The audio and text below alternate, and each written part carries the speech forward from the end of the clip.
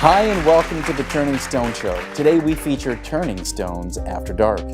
This episode is an adult conversation about human sexuality, and it is intended for a mature audience. If you're uncomfortable with this discussion, this might be an episode that you want to save until later. I'm David Marsh, and here with me, as always, is Jesse Farrell and Justin Mamon. Our topic today is sensational, opening to the full aliveness of this moment. Our guest today is Dr. Lori C. Ebert. She is a health educator, a sexual wellness expert, an author, a national speaker, and the most sextacular guest that we've ever had on the show. Recently, we got a chance to spend some time with her and learn how to make love to life. I've always felt sexy inside. I just wasn't always in touch with it because I didn't always have the self-esteem for that. Having been a victim of sexual abuse and being violated, when I talk about sexy, I talk about it from a place that I have walked this talk. And even though it was natural, I had all these circumstances in life that blocked it. And so as I started to get back in touch with it again, I just started thinking about, well, what does make me feel sexy? Why not live in a sexy place? When you feel sexy, everything just, like when you've had a really good meal, or you've had really good sex, or you just had a great coffee with a friend and you're just vibrating high. Well, that's how sexy makes me feel. And I'm like, that's how I want to feel all the time. So it became a game of, rather than listen to the story of what I should weigh or what I should look like, or I'd be pretty if I lost 10 pounds, I'm like, I just want to feel like that. So I started doing anything I could to feel like that. Shoes are one of my favorite things. I put undergarments on. I do it a lot with food. I'll just buy what feels good and I'll lay it all out on my kitchen counter and I will touch the food. I will look at all the colors. I'll feel the textures. Like I get, probably if somebody was watching me in my house, they'd be like, what is this woman doing? But it's mindfulness. It's being present where you're at. And I used to not be present with food because I would just eat it to stuff and then use the weight to protect. And so I look at that food and I think, wow, look at this color and how does this taste? If I can't do it by myself and really enjoy the pleasures of life, whether it's a mango or an avocado or a leopard red bra or a pair of shoes, then how can I enjoy the big things in life? So when I first started this, I was out as Dr. Sex Talk because I felt like the whole world would talk about sex. And the reality is people don't, which is why I do. If I stepped into that space of sexy and being healthy and relationships, people became more open to talking about sexuality. So I made up the word sextacular. And sextacular is just a rendition of living this spectacular life, but living it sextacularly. It's been a created vision that the word sextacular and that the way of being sexy comes alive in the whole world. You have to feel good from the inside, and when you feel good from the inside, then it's easier to be sexy. I don't want you to wait to lose 30 pounds, or I don't want you to wait to have the perfect job. So it's being sexy, it's savoring the sensual part of your body, and it's being in your senses and being present. And then the ecstasy is really, how do you embody it? So it's the embodiment of erotic ecstasy and enjoying the pleasures of our body with a partner and making love to life.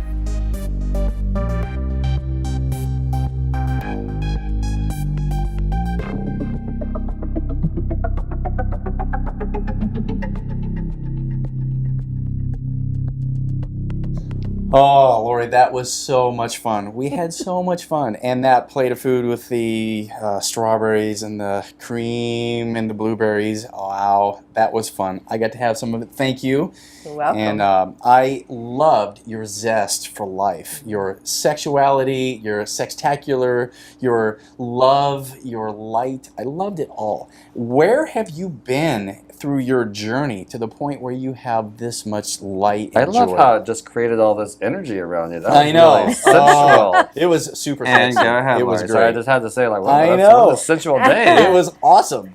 Well, that makes me feel good. My whole goal is to light everybody up because, life is sexy and living is sexy and being alive is sexy. And if we don't live in that space of joy and pleasure and desire, why else are we here in these bodies? Yeah. So that makes me feel good to know. And it was so good. You guys should have been there. I'm still like craving that creamy cream and the honey and the cinnamon. It just melted on our tongues. Yeah. It was good. Yum. Yeah, what you guys needed to have been there to experience. And she had this strawberry with the cream. What was the cream? It was kefir. So because I don't do dairy, so it was good. cream kefir. And then she sprinkled some cinnamon over it, and it was delightful because also she put honey on it. Oh, it was so good. Well, and you know what? That whole thing I made up right out of what was in my kitchen. Yeah. So one thing that's important to me in Sextacular is you don't have to make it all complicated. Yeah. It's really just finding what feels good in the moment. And it's like, I eat healthy anyway, so I had good food, and I had nothing prepared. And you're like, okay, we're going to do this spot. And I said, okay, let me see what I can whip up. Yeah. And I just started pulling out what felt good, what tasted good, and whipped that whole thing up in no time. Isn't that the most fun? Like when you can really just be creative Yes. with food, whatever you have in the refrigerator. Like you come I up with the most love it. amazing Yeah, you're a great cook. My And that's favorite, one thing my you favorite talked thing to about. do is when it's like at the end of the week when we've used up all of the groceries that we bought at the beginning, and it's like, well, what are we going to make for dinner? And I love that because I get to go and find stuff in my fridge and in my cupboard that like I probably wouldn't have used, and then be like, oh, how can I make this taste great, or how can I create something new that we've never done before? And I love it. It's fun, and I find if people can unleash themselves in the kitchen inside of that creativity and what feels good, what food tastes good, what smells good, and you have music in the background and lighting, and you just get creative and you get playful. I mean, that's what we want to do everywhere in life, and that's a safe, easy place to do it. And if it gets naughty, even better. Now, what struck me about you is your sexuality, your fun, your senses. You're sensing everything. And it goes down to even the basic, your spectacular shoes that you have, thank the you. nails that you have. You shared with everyone how when you feel sexy, just even if it's something on the outside, you feel sexy on the inside. And that puts you in a place of being alive. I love that. Talk about that. Well, I wasn't always that way, and it certainly wasn't that way with food. I'm 48 years old, and it's taken me most of my life to uncollapse that food was safety for me, and packing on weight was safety, and food was a drug for me. So I really am coming from a place that I can truly enjoy food now. I can enjoy it for its textures, its taste, and all of that, and can really step inside of it and from a mindfulness, which is something you guys have talked about on previous shows, and being really present. So that's why you guys can see what's coming through, is I'm mindful about it and enjoying it. But that's not it hasn't always been that way. You've done the work. You've done the inner work. You're not just this, I'm here, life's amazing. You've done the work. You shared with me. You've done the therapy, the counseling, the inner work, the things in the shadows you've brought to the light. How have you worked through those things, and what steps have you taken to get to where you are? Well, so I was born into a family of generations of sexual abuse. So there's sexual abuse both on my mother's side of the family and on my father's side of the family. And so my life journey has been a violation of boundaries and my own sexuality. And, I have early memories as early as 4 or 5, being shamed, running around in the living room in my pajamas with no panties on, and my dad pulling up my dress thinking it was funny, which seems innocent as a parent, but I can remember the shame and asking for it to stop and it not. From that, and at 9 years old, I was exposed to a flasher walking home from school. He was, touching himself in the car, and luckily I ran away and nothing worse happened, but that was very traumatic at a very young age. And then, I survived and conquered my own sexual abuse. My father had been abused in his life by his grandmother, and he abused me, and on my mother's side, it's there. So it's everywhere in the family, which is what's so typical. The masculine and feminine roles in my family were very opposite. Whereas my mother was very stable, very reliable, she was more masculine and non-demonstrative of feelings. And she showed us she loved us with food. And my dad was very, very, very loving and very gregarious, but very violating my space and my boundaries all the time, and was addicted to food. So I got all of that inner collapse. So I would go to men for love and learned to get violated, and that's how I got love, and yet everyone was emotionally distant. So as a result of those experiences, I had repeated trauma throughout school. I developed very early and had large breasts, and little boys like boobs. And so I would go, I liked the boys because that's where I felt love, and I'd go to school every day, and they would hold me down and violate me and touch me, and I'm like, but these are my friends. And I just didn't understand that I was repeatedly abusing myself. So, but you don't know, and you don't really have anyone to talk to. And so that's kind of the precursor. And then when I was 15, going into 10th grade, into high school, we were all partying one day before we went into high school, and a very popular football player was there. And I had been drinking, and we started kissing, and at the end of the day, he took me against my will in the bedroom, and he raped me. And all my friends knew. Everybody knew. And it was a very traumatic experience. The thing that was the hardest for me is that when it was over, he looked at me and said, "This is your fault. What? Because you kissed me." Wow. And I was 15, Wow. and I believed him. Wow. And all my friends were banging on the door when it was locked, and nobody could get in. And then when I walked out, nobody said anything. So, this is back in the 80s. And so I didn't tell anybody. So that was a very traumatic event for me. And it just, it just kind of escalated. And I've gone through stages of being very promiscuous. I've also gone through stages of years and years of celibacy. So I came from, I did not realize the patterns and the abuse, and I didn't have memories of what happened, in the abuse from my father was young until my 20s, and I was in therapy. So I did a lot of therapy. I've done a lot of work around it. Yeah. You're a doctor now.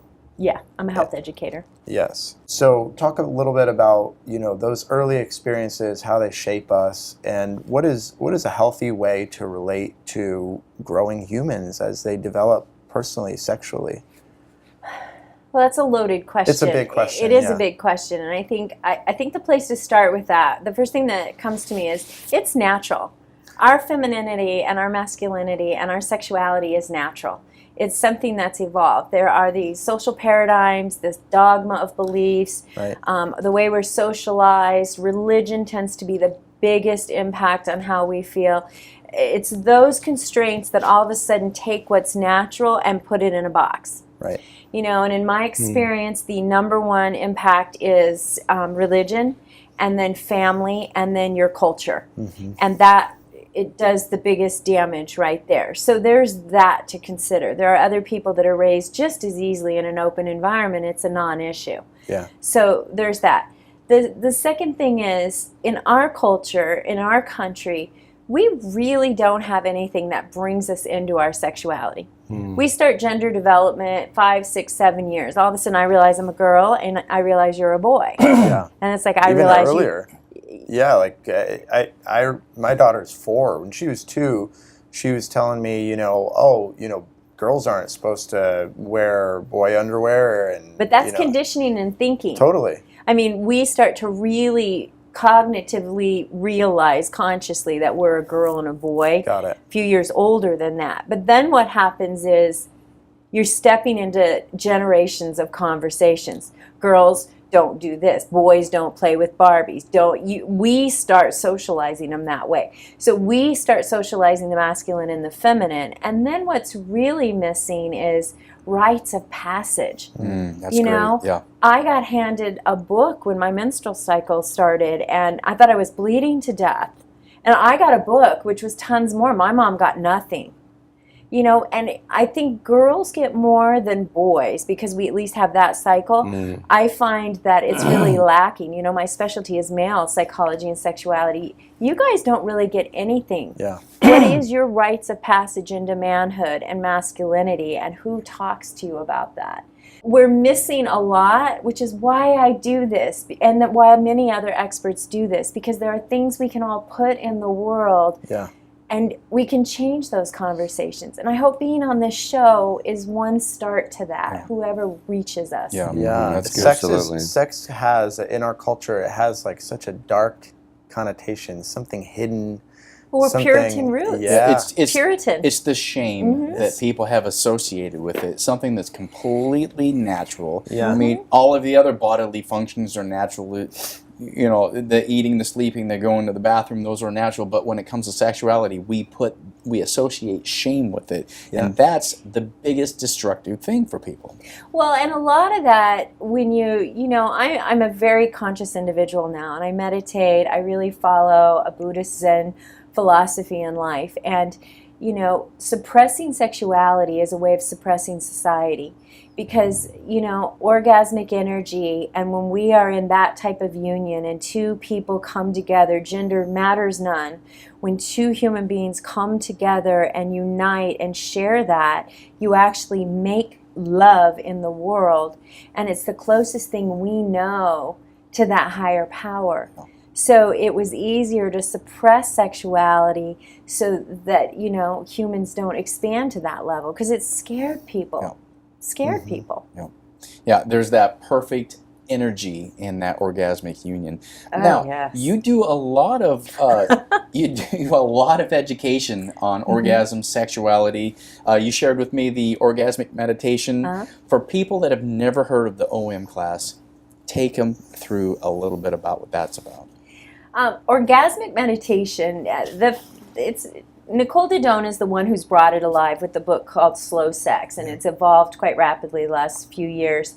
I just found it recently, and for me, it's taken where I'm at and my practice and my consciousness all the way to a new level. So orgasmic meditation is a practice for partners, and what it does is it utilizes the orgasmic energy to elicit the consciousness and meditate. So it requires a person stroking a woman's clitoris for 15 minutes. It's a very set, defined practice. You do it the same way every single time with lots of integrity, and it's very structured. It's almost clinical, and it's very clinical to me. But it's, for me, my experience, I had a steady partner, and we had the opportunity to really reach new levels of integrity, not only in our his masculinity and my femininity, but I found my voice. And I'm articulate. I mean, I do a radio show, I do interviews. I mean, I have no problem asking for what I want. But I found my voice in a new way, in a very deep level of my femininity. For me, and this is specific to me, I didn't get permission. I've never given permission. People took my body. Wow. I was violated repeatedly. Little boys would come in my bedroom and steal my diary. They would stick mirrors under the bathroom and watch me take a shower. I mean, everywhere I went, I was violated. So for me in this practice, I got to choose to be in the nest. And then your partner says, I'm going to touch your pussy now. And you get to say, okay. So that alone for me healed me, because I knew he was going to do it because that was his commanding masculinity, but I got to say yes. And then for me, there's a container. I know for 15 minutes exactly what he's going to do and not do. Exactly. And I know where his integrity is, and I know what to expect. That's great. So my vigilance goes down. Everything in your limbic system, because women, if you're with women, if we have anything that's wrong and there's anything that's bugging us, you're not getting anything. Yeah. You're not getting anything. There's no connection. Yeah. Or if you are, then it's not fully there. Yeah. So that's the second part of it. Yeah. So what happens is, because you know what's going on in there, you drop down and you surrender, and you're like, I know what to expect. And then the practice, there's no goal of the practice other than to feel the point at the tip of his finger at the tip of your clitoris, which requires us to stop thinking about the laundry, what do we look like, what didn't I do? Wow. And it requires the stroker to be so present and deconstruct any programming they had to stimulate you for a goal or a result. Yeah. It's a dance of meditation. Oh my Yeah. God, yeah, I can I imagine. started reading the book a few years ago with my current partner. Mm-hmm. We didn't get through the whole thing. Kept getting distracted. Kept A getting little less distracted. integrity than needed. Well, what was cool about it in the beginning of the book, the part that you're talking about, I'm not sure where in the book that part is, but I know at the very beginning there were some real just vulnerability practices that she outlines, and one of them I think was just literally just it was just sharing presence. That was it. There was no touching. There was nothing. It was literally just sharing presence. That was like the introduction of the book, and that alone, just that practice alone, brings up a ton of crap. Yeah. Right? Literally. Yeah. Because think about the process when man and woman or any partner comes together, right? When you're actually just there and you're not trying to move away or out of the way of whatever you're feeling, you're like with the other person. That was like so uncomfortable. It's like such an uncomfortable feeling to like just stay there. Yeah, and it is. It's about being present. And this is one practice that really brings people to that. But orgasmic meditation is very radical. So, I mean, the people that I work with Sextacular are not always there yet. So science has shown us that eye gazing for 4 seconds or more will actually, people can start to fall in love. And in that practice, I've been able to eye gaze with my partner for almost 45 minutes to an hour after one really transcendental orgasmic meditation that we had. And what we both experienced in that was complete union as human beings in love. And what's missing today in society, which is why I do what I do, why I have my own radio show and podcast, is people are not present. They're having fast food sex. They're having relationships that are not satisfying. So part of what I do when I work with men and women and couples and singles is get them healthy, because they're not even present in their own bodies. I wasn't. I was eating and buying shoes and purses, anything I could to not be right here. And then we get in relationships with all that, with another person who's not there. And then we get tension. And then we try to get in the bedroom. And then we wonder why it doesn't work. Yeah. So what Sextacular is about deconstructing a lot of that and getting mindful to who we are as human beings. Yep. And once you're there, I'll tell you, I'll never, ever be afraid of being alone. I'll never, ever feel like I'm missing anything again. I'll never, ever feel like I don't have love, because I've connected at that level now of presence. And that's what's possible for everybody. Yeah, that's awesome. Yeah. What is that boundary for that person that's in an abusive situation where they're having that violation of their private space or private time, as you had shared the things that have happened to you? What do you do, even if you're a young person or if you're transitioning through? What do you do when you're in that situation? Thank you for asking that, actually, because not a lot of people ask that. And here's what I really want the audience to know.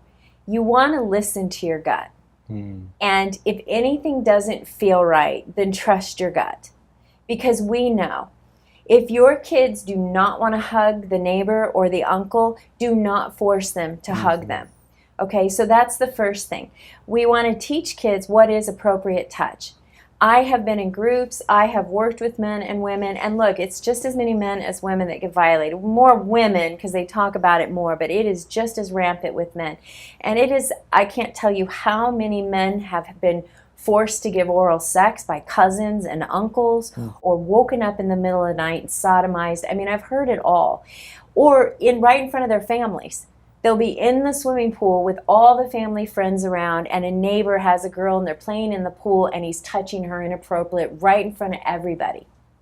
I've heard every variation of that. So parents, the vigilance is critical. You can't trust anybody, not even your spouse. So every person is responsible for children and watching that. And anybody under the age of 18 being touched by an adult is inappropriate and it's abusive.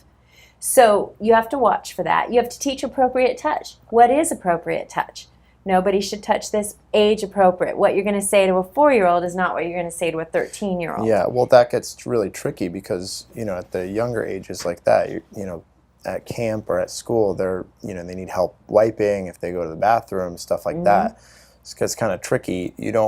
I feel like me as a father, I don't want to create the energy of fear around her sexuality. And at the same time, obviously, I'm very hypervigilant. And, you know, there's that father-daughter relationship, right? Where the shotgun on the first date kind of thing, right? I know not a lot of dads will say this, but I want my daughter to have a great sex life, right? I want my daughter to have great relationships and a great sex life. And I want my daughter to have like a healthy expression of her sexuality. I don't want her to feel like there's something wrong because she gets, you know what I mean? But because of that vigilance, I think, you know, a lot of fathers, including myself, have difficulty drawing the line of how do I support her healthy growth and at the same time, you know, protect her. It's easy. I think it's beautiful. There are fathers that want to do that. So it is more common, maybe not the mass, the majority, but you teach her boundaries. And this isn't just for the girls, it's for the boys. You know, 7 out of 10 girls have a traumatic sexual experience their first time. And that's twofold. If we teach little boys that whenever and whatever your beliefs are, that when you take somebody's sexuality the first time or you share that, it's a sacred experience. We need to teach the boys some responsibility around that, and we need to empower the girls. Whereas society, social media, they're like giving away their sex. So for you, what I would say to that is you're the role model. You're going to set every single standard. Women will always compare to the father. So if you treat it sacred, if you have a daughter date night and you, like there's dads now that'll say, I'm going to take you out and this is how a man should treat you. Age appropriate. So you start young and you keep advancing and then she's going to role model after you. And then you can just say, this is a beautiful thing and I want you to share it with someone, but I want you to value you. Right. So you're empowering the self-esteem, and that's where it starts. Absolutely. That's Jesse, I have a question for you. You have 2 kids. You have a daughter. When your daughter was going through those formative years, was there anything you did, because you're a very vibrant, outgoing individual, was there anything you did to help your daughter with boundaries and what, as she was growing, developing, was there anything there that you set as a standard for her? I wasn't conscious of it when she was that young. I mean, I really became more mindful and conscious in the last 10, 15 years or so. Well, I mean, even like when she was 15. We had some daddy dates, some daddy-daughter dates. And even though still, there's so much more that I would do now than I did then. One thing I would definitely do is have a better relationship with her mother. Like to really mirror what it's like to have a relationship. Because then I think then that she can also, that's another way to role model, like where you really see how your father or your future husband, how you want them to be with you in relationship. And so that's one thing that I really failed at. And at the same time, I also know that there was little things that I would do. It was the best I could do, like always reminding them, hey, your mother's birthday is coming up. What are you getting for her? Can we go shopping? Can we make her something? Like things like that to make them feel special about their relationship with their mother. And I know that they remember those kinds of things. And those kinds of things are important to them. And those are things that they do with their mother now on a regular basis that I see them doing. Well, here's the issue with that. Like, that's great, but there's a bigger issue in that. First of all, nobody teaches us how to be in relationships. No. We don't go to school and say, here's how to be in a relationship. The other thing is society has changed. Marriage used to be a necessity. You know, and what's happening with generations now is it's a choice. Marriage is a choice. Partnership is a choice. What people want is completely different. So that's why I love, like, I have such job security because the world now is saying, I choose you and I want to be with you. But what's happening is we don't know how. We've only learned from our parents, and who they learn from. I guess an example. So what I really look at a lot of times is like, okay, then when do you start to have an example from your kids? So most recent thing is she got engaged when she was, I don't know, her and her boyfriend have been dating in maybe their last 3 years of high school. They've been graduated now for a year. They've been engaged to be married now for over a year, getting married in 2 years. And they recently moved in together.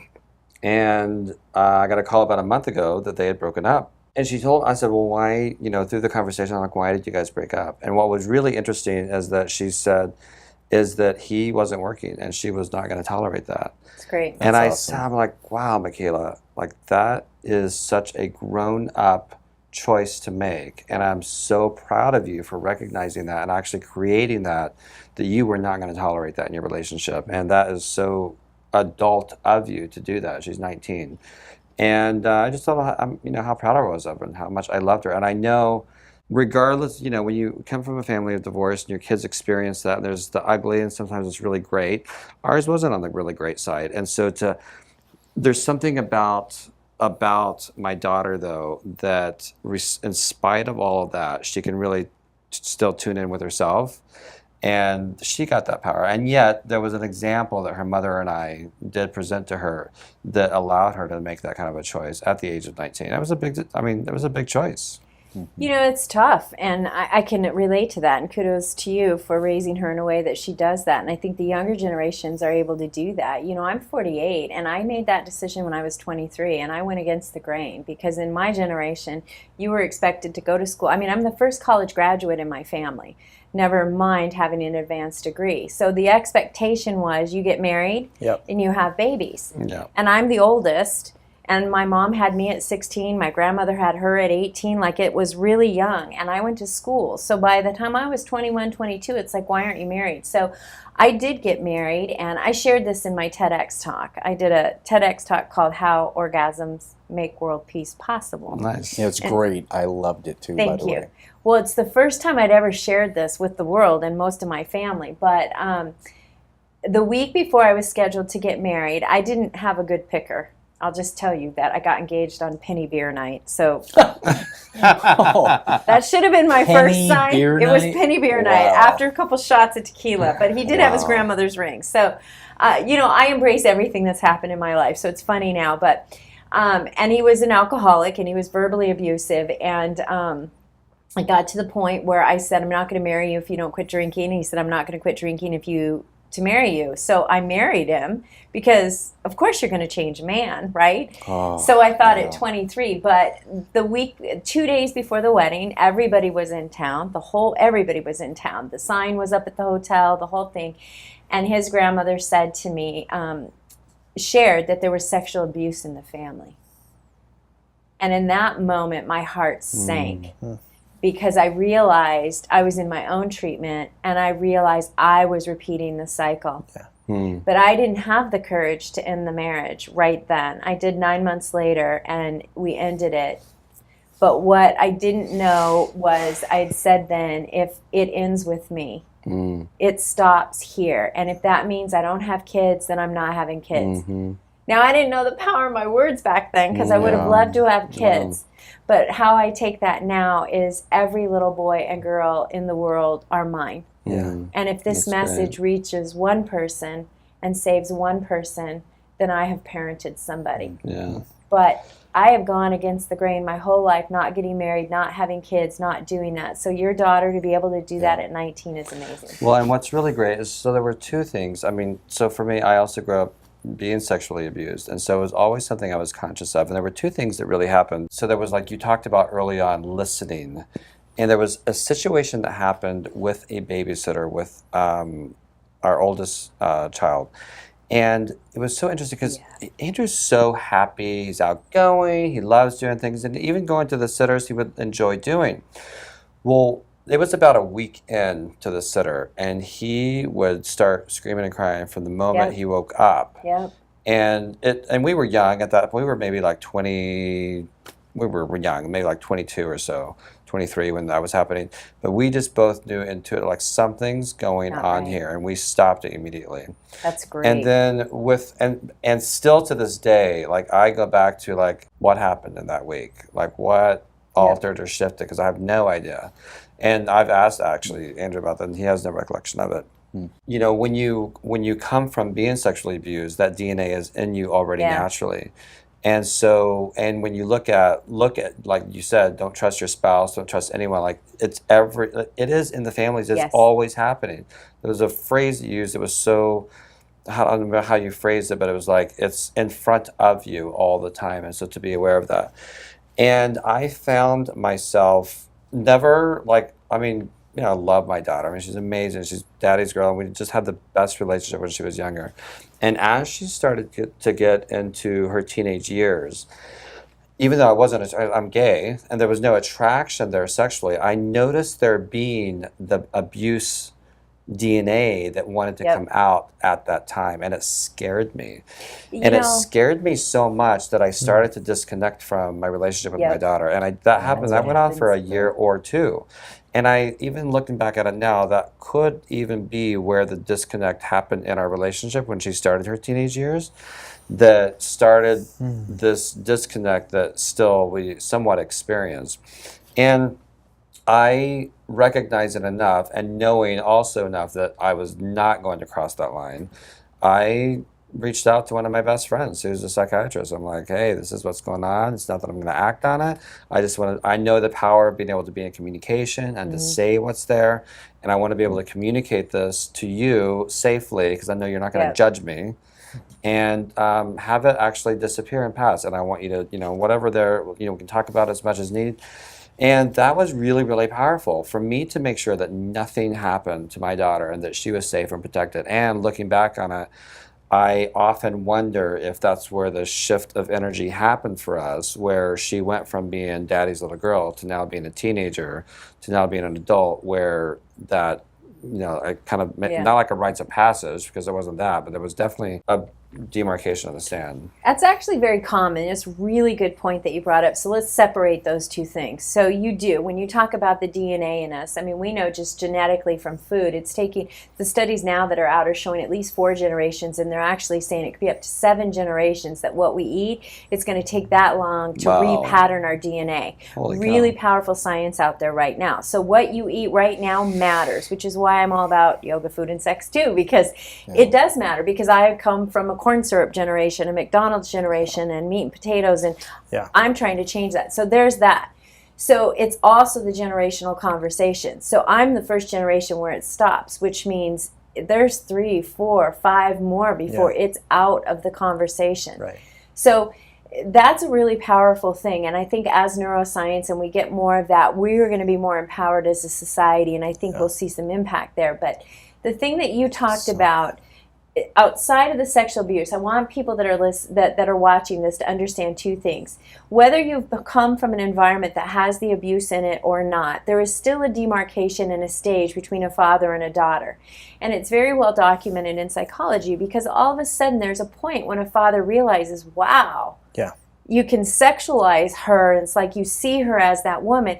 And because we have nothing in this society, like what we were just talking about, it is to say this is how it feels, this is okay. Right. And to help segue into that. Yeah. So what happens is fathers pull back, they retreat. Yeah, they're scared. They're scared because they don't want scared. anything to happen. And then if you add the abuse to it, and so then you have this breakdown in the father-daughter relationship, which is why, let's talk about what we can put in the world to shift this stuff. Wow. That's what Sextacular is about. And going back to what Jesse said, I mean, that's the only reason that abuse continues is because nobody talks about it. Yeah.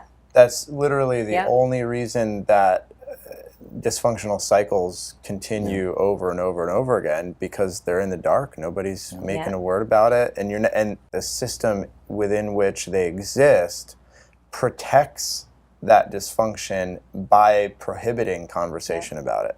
Which is why I do what I do. Because when I started this, I set out to eradicate sexual death, disease, and violence. I believe every child deserves to wake up in a home and an environment that feels safe, healthy, and is sexually well. And I may not see it in my lifetime, but I will give my last breath on this earth to world peace for that. And I know that if I can leave some footprint, and even if this conversation with all of us here today, that it may not happen in our lifetime, but it might happen in my nieces or in your daughters. For sure. Yeah. I do think we're seeing a lot shift in the younger generations that are coming in have less tolerance. Yeah. And men are talking more about it, and people are talking more. So, Lori, there's a lot of negativity, dark things that we're all aware of. There's also this transformation that occurs. And I've watched your story as you've shared it with me, where you've moved through the transformation from dark sex to a lightness, to a love, to a joy, to a feeling of, I want to be alive. There's things you do, there's practices. You told me about coming home, having music on. You told me about mood lighting, having fresh flowers. Give me that beauty, that sensual sexiness.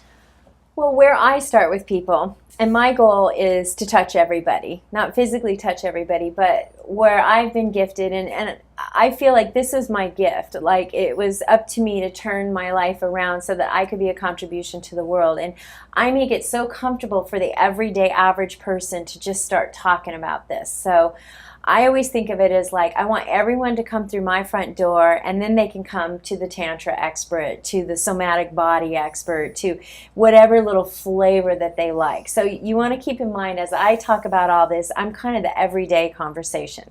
I want to be America's girl next door so that you feel safe. So inside of that, what I find is most people have to start with their own health and body.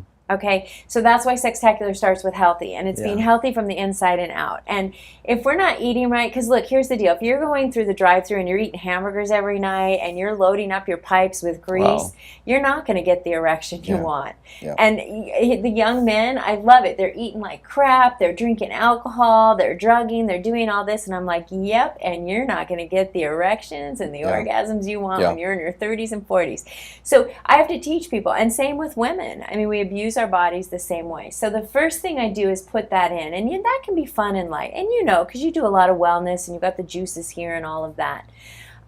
So why I say that is because if I try to jump people right to the sensuality, they don't, because people are tired. They don't have energy.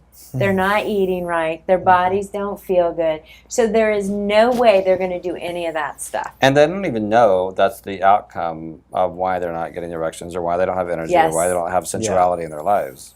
Yeah. So related. So it's important. And body work is really important to me. There's different practices, how you eat, yoga. For me, it's been yoga, food, and sex. I have found yoga to be the practice that requires me to sleep, which is the number one thing we need. It's required me to manage my stress, which is the number one contributor to almost all chronic diseases that are out there. And it's required me to eat well. First of all, I stopped eating fast food in my 20s, but if you can go eat at McDonald's and then go to yoga, then I want to know who you are. So yoga requires all of that. So for me, my mat has required me to put all that in place. So that's the structure I found to do that. And so that's what I kept doing. And so for me, really, honestly, this really just started for me about 5 years ago. And I started doing yoga, and I'm like, holy cow. I couldn't move my hips. I couldn't turn. I couldn't shake. I didn't feel sexy. I'm like, there is no way. So I started by cutting out coffee, creamer, sugar, meats, dairy, one by one by one by one. And it was baby steps all the way to live the healthy, clean life I live. Then we can get to the sexy.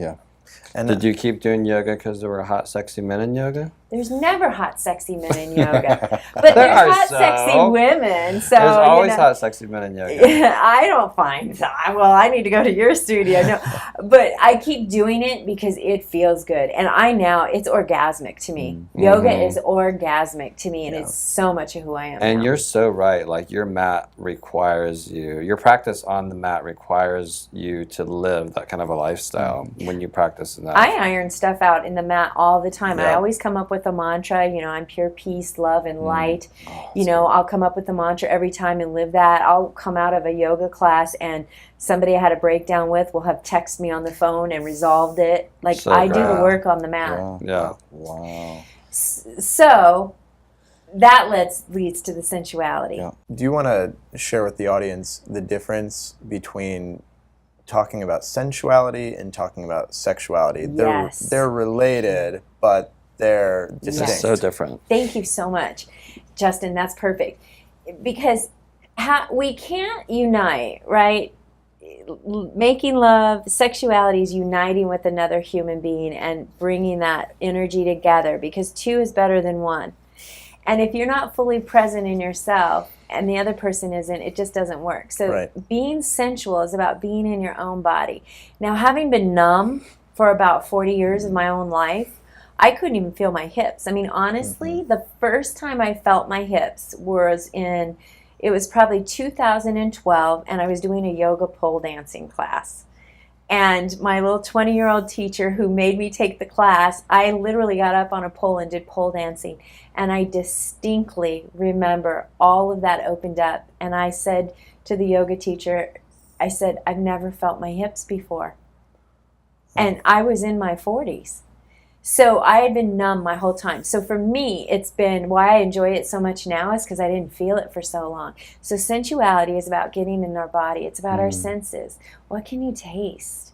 What do you smell right now? What do these clothes feel like on your skin? What does my skin feel soft? What do they feel like when they come off? Or when they come off. Slowly. And, your intuition and your sight. I mean, I've got 3 sexy men in here. And it's how do we step into those senses and just enjoy them?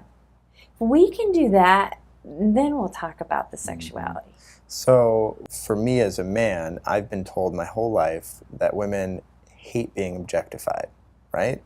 So I have a lot of my own shame and judgment around that as a man, and we talk about sexual power for men, right? Mm-hmm. Do you see where I'm going with this? Yes. So part of me lights up. Actually, all of me lights up, right, when I'm visually stimulated by the appearance or the presence of a beautiful woman. And then another part of me goes, no. Society told you that you're wrong for doing that, and that's a whole part of the, movement around, so I know what talk you're about asking. that. Yeah, so you bring up a really good point, and men bring that up a lot. I work with a lot of men. I love working with men. You guys are easy. You're very simple. Simple you're ready, cavemen. You're simple. We're easy. When You you're told ready me to I go to looked like a work, caveman. go to work. We're simple. Women are, and you are, food, sex, sleep, and other. It really boils down to that. But so here's the deal with that. There's a difference between objectifying and attentiveness. Our society and those cultural generational conversations, we do like being seen. Yeah. We like being seen. I mean, if you just go back to straight caveman days and you go from those strict standards, as a male, the male went out and hunted and had very specific vision. I know what I want, I'm going to find it, I'm going to shoot it, and I'm going to take it home. That's like when I go to the mall, right? Yes, that's exactly when you go to the mall. It takes me 5 minutes and I got my shoes, I'm done. You go in, you get what you There need, you and go. you leave. Women, we forage, we gather, we look. So our peripheral vision is even better, which is why men can open the refrigerator and say, I can't find it, and women say, it's right there, because we see here. So some of the theories are that comes from the hunter and gatherer days. I've never heard that before. Yeah. And we do. We have different senses. It requires deeper sensation to feel, your sensation of touch. I have to push harder. Our nerve endings are up closer, so that's why it's soft. Interesting. So there are differences, and visually, men don't see the level of detail that women do. So that's why you're not focused on all of our dimples. You just want to see the naked part you like. So there are differences in that. But so going back to the attentiveness, when you objectify someone, you completely detach from them. And that's a lot of what happens in sexual abuse. And that's where the breakdown in the relationship occurs. Once a parent or a person has objectified and sexualized somebody, that bond's broken. So it requires a disconnect. Yeah. That's objectifying, where male attentiveness is the hottest thing ever. When a man sees a woman he likes and wants, he will walk right up to you and say, you are gorgeous. And you're just like, oh, because it's like he knows, and he goes in, but he's present. He hasn't objectified you. He's present with you. He's appreciating you. He's valuing your beauty. He's letting you know with his directive masculine energy. And you're like, woo. So there's a difference in that. Totally. The problem is how it's received. Well, and men are so afraid now. Like, Right. there's so many conversations, and if I whistle at her, but that's part of what I'm doing is bringing that old-fashioned masculine and feminine back, because we need it. Well, We need it. You talked about earlier the difference in relationship dynamics, right? Mm-hmm. So that's huge because really, fundamentally, we're designed to procreate. So I like to think about it like, wow, birth control changed everything, right? Yeah. Because it's like, It gave women a lot of power it gave to all be of us. sexual. I think it gave all of us power because I feel like that's part of the central reason we're even having these deeper conversations around sensuality and sexuality and exploring. Now we're talking about what turns us on, right? We've talked about the history. What turns you on? Give me one thing that turns you on and makes you feel like your mojo is like. Visual is big for me. However, when I'm like in my experience, when I've been able to really relax with my partner and like really relax and not have the focus on sex, usually sex unfolds from that place in a really amazing way. And it's back to the presence. I mean, Yeah. and it's consciousness, and it's conscious coupling, it's conscious sex, it's conscious relationships. Once you've tasted that, you really can't go back. So. And I will add, after camping trips, I literally come back feeling like an animal. This sounds That's crazy. great. Okay, so this has happened a couple times. I know what that is. I go on a camping trip, all of that crap just falls away, and I literally realize that I am an animal just like every other animal that's in my environment. And when I come home, if my partner has not been on the trip with me, I literally just want to ravage her. And there's no boundary there. And she's told me that she loves it, but for some reason in everyday life, that doesn't happen. That's called nature therapy. I mean, they're now studying it. I mean, we've had it forever, but we got to get off the grid. And I was just at a talk this weekend at a conference giving a talk, and we are the earth. When you put your feet on the ground, you go out into nature, you get present to that we are connected to all of that, and you do come back with that animalistic behavior. So that's hot. What turns you on and what turns you on? What turns me on for sure is like the connection of eyes. I think that's totally hot. And then a great smile. And I love forearms. Oh, really? And I love when I'm driving along and I'll see a great forearm and I'll be like, oh, that is a sexy forearm. And then you get kind of close up, you're like, oh, that was not touched to that. Okay, but I that's love good. forearms. Like I love forearms. Nice legs. Okay. That's really good. I like that. What about you, Dave? I love the belly button to belly button touch, the tight, the close, the pull, the push, the sucking. I love the physicality. I love it. Dr. Lori Ebert, what turns you on? Well, hands turn me on. So a man with sexy hands, like when you can see you can see the sinewy, you can see the veins and all of that. Stop it. So I find that really, really sexy. I'm a thigh girl. I love a big man. Like I love it when they have big thighs, and I feel, because I'm a pretty curvaceous girl, so I like to feel like he's bigger than me. If they're smaller than me, then I don't like that. And I like hair. I like hairy men. The hairier they are, the better, because it just feels. We're animals. Yeah, it feels so masculine, and I just want to eat it up. See, Dr. Lori? Yeah, I like hair. I do, and I love the way a man smells. I love everything about a man. I devour them. I do. So I have friends in my life that said, my wife is like a sex camel. She can go for long periods of time without having to have it. I wish I could have it more. And I said, there's got to be something that you're doing that's not making her reciprocating for that. What do us guys do to get more sex? Okay, that's the best question ever. So if you're in a heterosexual relationship and you want more sex from your woman, the first thing you want to do is bring integrity to the table. I am not kidding you. If you say you're going to take the trash out at 5 o'clock and you take it out at 6, we register it. Wow. Now, we know this. So men and women operate differently. So the way men operate is they're going to look over time to a man's characteristics and his trust. And if over time a man has been consistent and reliable, but he's had a little mess here or a little drop here, you guys look at it over time and you're like, he's a reliable guy. Not us. It is a one-shot deal. You're either reliable right now, right here. There is no history We work with you like that. So if you said you were going to take the trash out today at 5 and I come home and you didn't, I'm like, well, I can't count on him. Yeah.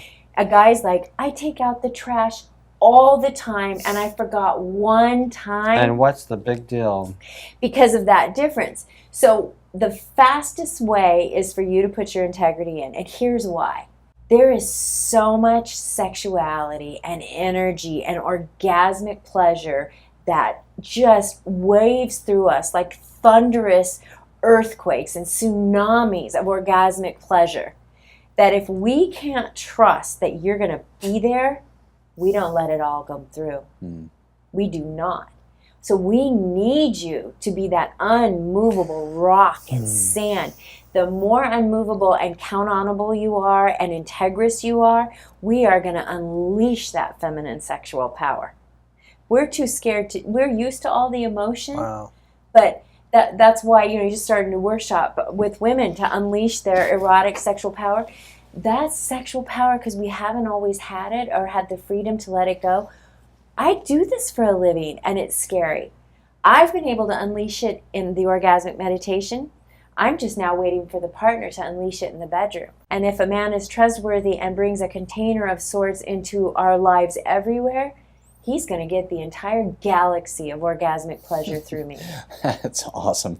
What classes do you offer? Are they online? Are they in person? I see Silk sitting here. Tell me about, as we wrap up this conversation, tell me about the stuff, the goods. The goods. Well, first you want to listen to my podcast and my radio. I broadcast live every week on Dave Pratt's StarWorldWideNetworks.com. You can just go there, and every Thursday from 3 to 4, I broadcast live. Tomorrow, I'm actually having a psychic medium on, and she's actually done some work with me, with my father from the other side in the sexual abuse, and does healing trauma work. So I have every kind of expert on the world on there. Wow. So it's super fun, tons of free information, lots of information for men to keep yourselves healthy, your penis hard, healthy, erect, all that good stuff. So, and my sponsor is Silk. And so Silk is an all-natural lubricant. I love it. I brought you guys samples.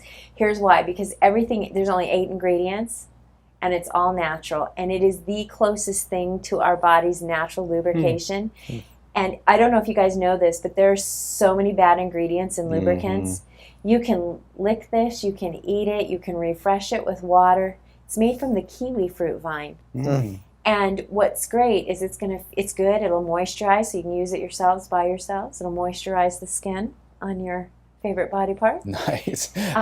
So I really love partnering with them because they want to educate the world. So we're good. Sextacular Silk, we've got a nice little dating relationship going in marriage, and we're out to penetrate the world with some good silky stuff. Nice. No pun intended. I love it. So there's that. And so what I do in the rest of the world is I coach men and women, and really it's the workshop. So I start August 12th, I believe, the Unleash Your Erotic Sexual Power class. And it's really going to help women awaken their feminine, savor the sensuality, because I did this weekend at a talk in a room full of 30 women. I made them close their eyes and make love to a bite of chocolate with erotic music. Now, men would have been like, yeah, watching that class. They were like, I have never eaten chocolate like that before. And doing, touching themselves with rose petals and different things. So when women awaken their femininity, when they step into that sensuality, you get all the juicy stuff when they come home. Right. Because it's very natural. So all of that's on my website. You can just go to drloriebert.com and it's all there. Awesome. Making love to life. I love it. About. Thank you so much for being on the Turning Stone Show. No, thank you guys. I want to come back. We could talk about so many things. We didn't even get to scratch the surface. We didn't. There's so much more. And so if I could leave a message with everybody, this is what I would want. Thank you for presencing that. It is about making love to life. So whatever you're going to go out and do right now, whether it's eating a piece of chocolate, whether it's taking a bath, whether it's eating, drinking a juicy glass of tea or orange juice, if you just think about how can I make love to whatever I've got in my space, I make love to my friends all the time, like not literally, but... And even starting with yourself. Yes, exactly. Yeah. So make love to life today. Today's all we've got. So savor the moment. It's beautiful. That's so great. Dr. Lori C. Ebert, thank you so much for being here. You've been a delight. This is Sextacular delight. Thank you. Yes. Well, you guys are sextacular yourselves, you handsome men. Oh, it's so much fun. This is the part of the show where we like to have a turning stone, something to set for an intention for your week. And with today's turning stone, we go to Jesse. So the sextacular question to ask yourself this week and to practice is, what does your soul desire to experience in this moment and this moment and in this moment of time that would have it be fulfilled? So this episode has been sexy and fun, and Dr. Lori C. Ebert exudes all of that sexy and fun. And so what we'd like to leave you with this week is practice something outside the box this week. What would be something that you've always wanted to do? Maybe it's a bubble bath with rose petals in it, or maybe it's cooking naked in the kitchen, or maybe it's playing with food with your partner. What can you do this week that would be completely out of the box, something you've wanted to do that would bring up some of those sensual and sexual senses that you have, that all of us have? So this week, go play, be sensual, have fun, and make love to life. And remember, this is a show about questions and questioning. It is not a show about answers. Nothing we say here is the truth. It is up to each of us to discover our own truth. Join us each week on The Turning Stone Show as we continue the journey of conversations. Subscribe and get in touch with us. Stay connected and join in the conversation.